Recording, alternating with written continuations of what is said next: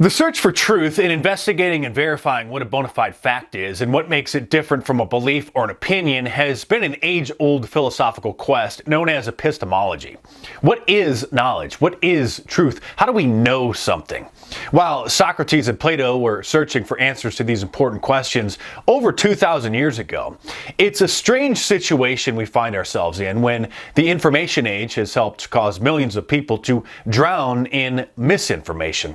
It's a paradox. Misinformation has become so pervasive in the information age that some say that we're living in a post-truth world. The Oxford Dictionary defines post-truth as, quote, relating to or denoting circumstances in which objective facts are less influential in shaping public opinion than appeals to emotion and personal beliefs. And the constant flow of media that is carefully crafted from multi-billion-dollar corporate conglomerates has gotten constructing a post-truth world down to a science. Millions of people are mesmerized by an endless amount of information that bombards us constantly, wanting our attention, wanting us to believe something, wanting us to buy something, wanting us to be something.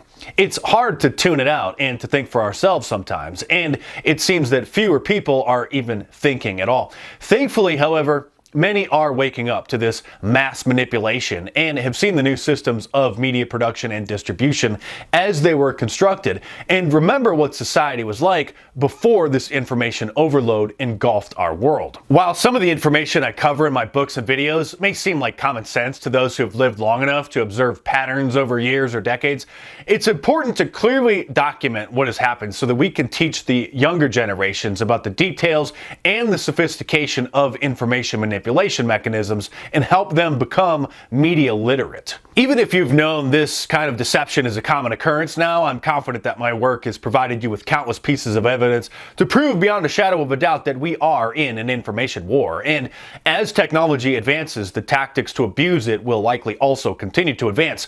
Soon it may be difficult even for experts to prove that something is or is not true. James Madison once said that, quote, a popular government without popular information or the means of acquiring it is but a prologue to a farce or a tragedy, or perhaps both. Knowledge will govern ignorance, and a people who mean to be their own governors must arm themselves with the power which knowledge gives us. Unfortunately, people have always and will most likely continue to believe that some hoaxes are real and that some real events are hoaxes. Millions of Americans believe that President Trump was a fascist dictator and that police departments across the country are dominated by white supremacist men who enjoy killing black people. Flat earthers have even made a resurgence over the last few years. Others are more concerned with celebrity gossip than issues which directly impact their lives as they drift further away from reality every day. One thing we can do to prevent this problem from getting worse is by being aware of the dangers of clickbait journalism and knowing how most news websites make money today. People should know why old subscription models are better. When people paid for monthly or yearly subscriptions to newspapers and magazines they liked and trusted, instead of the companies relying on people sharing their articles on social media, which encourages websites to generate page views by any means necessary. The more shocking and sensational the headlines, the more likely people will click the link, bringing traffic to the site and revenue from the advertisers.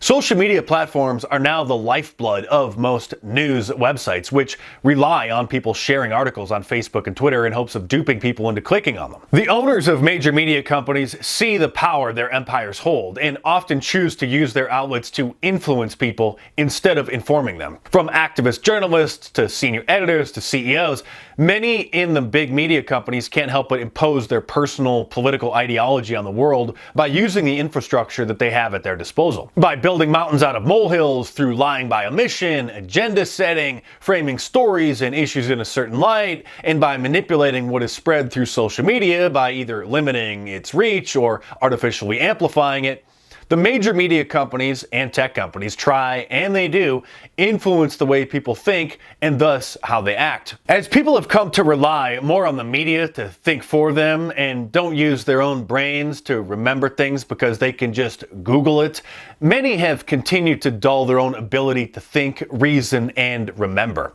As 19th century Swiss writer Charles Ferdinand Ramuz noted, quote, it would not be very difficult to show that the further man advances in the conquest of what we must call his secondary powers, which are of a mechanical nature, the more he regresses in the possession of his primary powers, which are of an intuitive nature, and thus he is constantly being weakened. The shift from print journalism to websites and Facebook pages doesn't just pose a danger to the distribution and verification of news, but it also puts our historical records at risk as well. Headlines and articles can now be changed without notice, and information can vanish down a memory hole with little to no trace of its existence.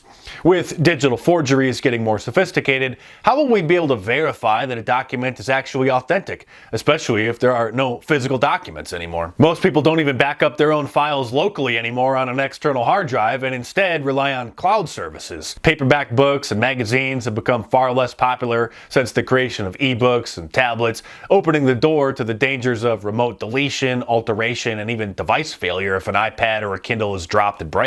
Someone even gave a TED Talk claiming that paper dictionaries aren't needed anymore since they're too old-fashioned, which is a dangerous road to go down.